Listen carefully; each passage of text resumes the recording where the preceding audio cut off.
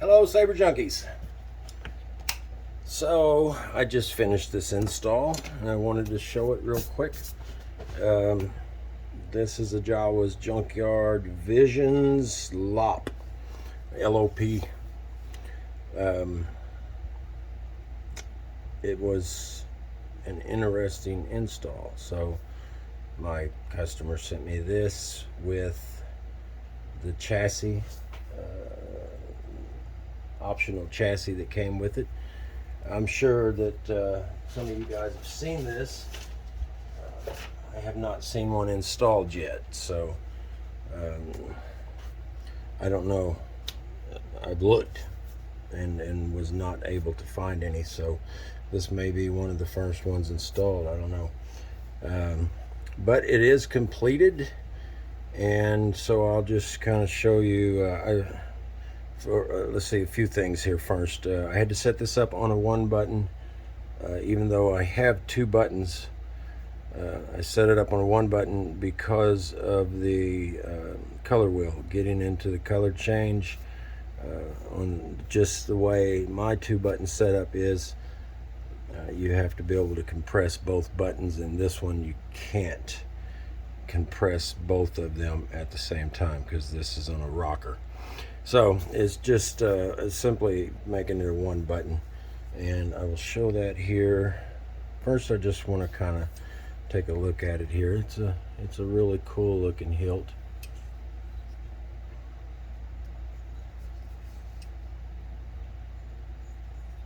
I didn't do any type of weathering or anything like that to it. I didn't do any coloring to it. Just left it just how it was out of the box.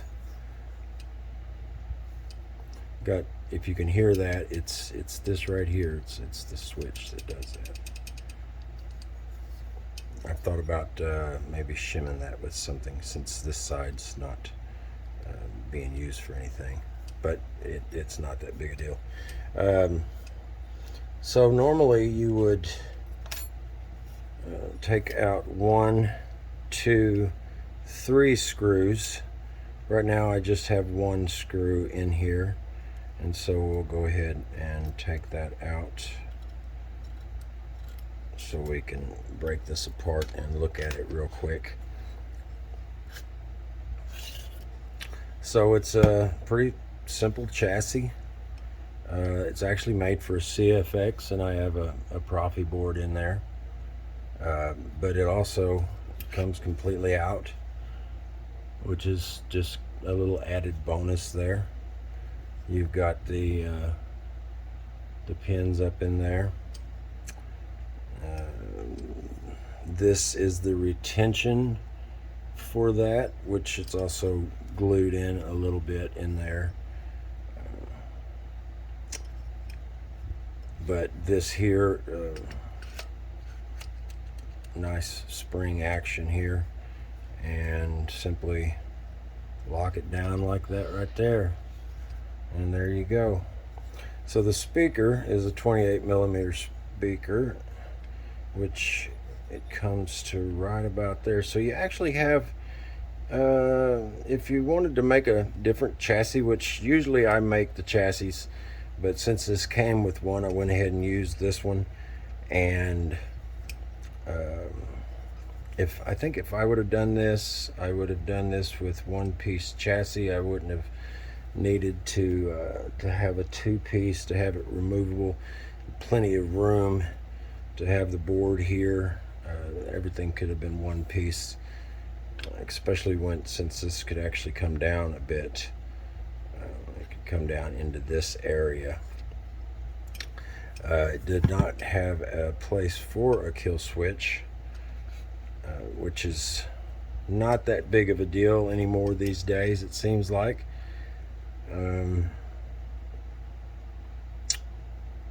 It'll just be removed, since you have to put screws in it to close it up. It's better just to take the battery out anyway. And so that's pretty much it with the chassis. Plenty of room to get to the board.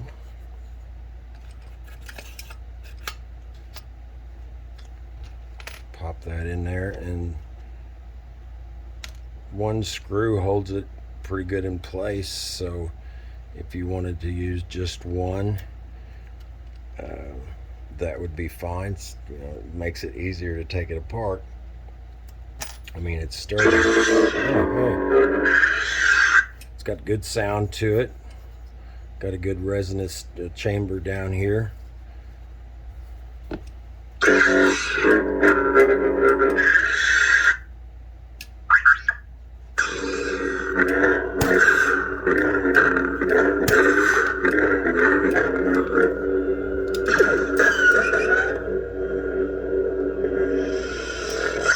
So this doesn't come with any type of retention screws, so what I did was I drilled and tapped for a 632. This has a very shallow emitter, and so I printed a 5mm blade holder, or a PCB holder for it. Okay, so it's really thin, and it gives it a decent amount of room.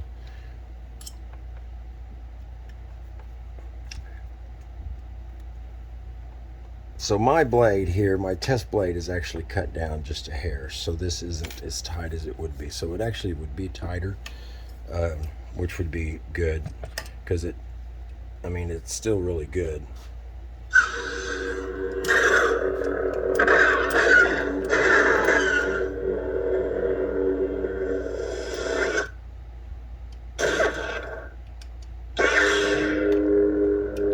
Like I said, it's got a really good sound to it.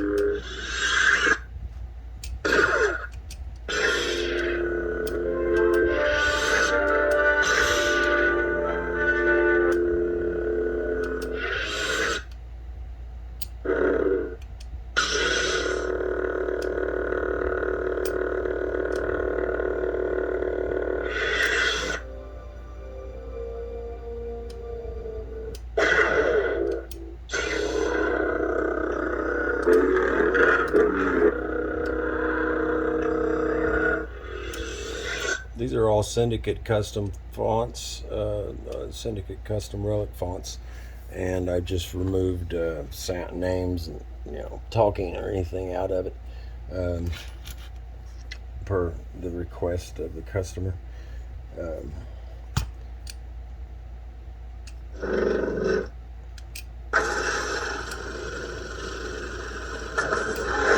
There was one certain blade that I was wanting to show here. See if I can find it real fast.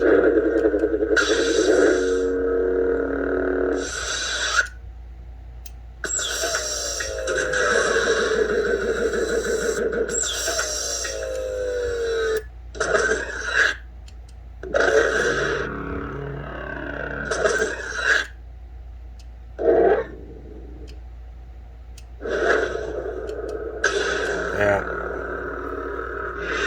I'm not going to go through all of them. All in all, a pretty straightforward install. I know that there's a way to do the buttons where you have two buttons and you don't necessarily have to use the two buttons at the same time. I know that there's a way to program that in there. I just don't know exactly how to do that, so I didn't mess with it. It was easier just to set it up with one button. And like I said, let me see.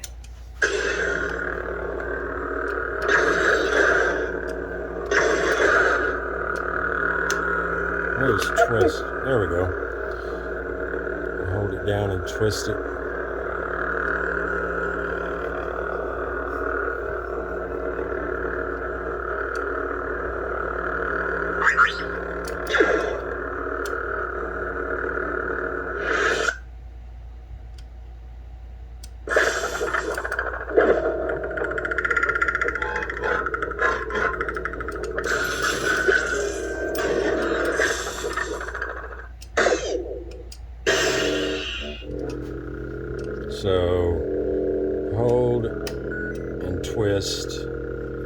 put you into the color wheel.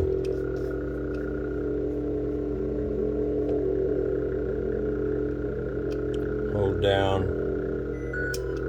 takes you out of it.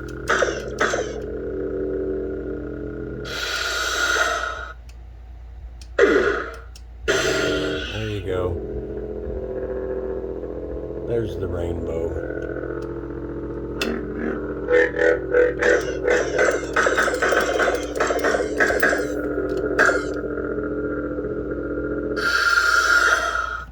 So yeah, that's it, guys. Like I said, all in all, pretty straightforward install.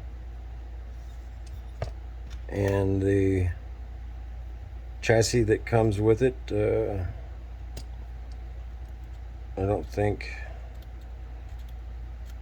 I'm trying to think if there was anything that I could recommend on this. And really, like I said, everything is pretty straightforward. I did have issues with these screws sticking out, which I have a flapper wheel that I just turn those down. It makes things easier, but it really does. I mean, just to have that option to pull that out to where you can just take it right over and plug it in and do the sound fonts and everything on it.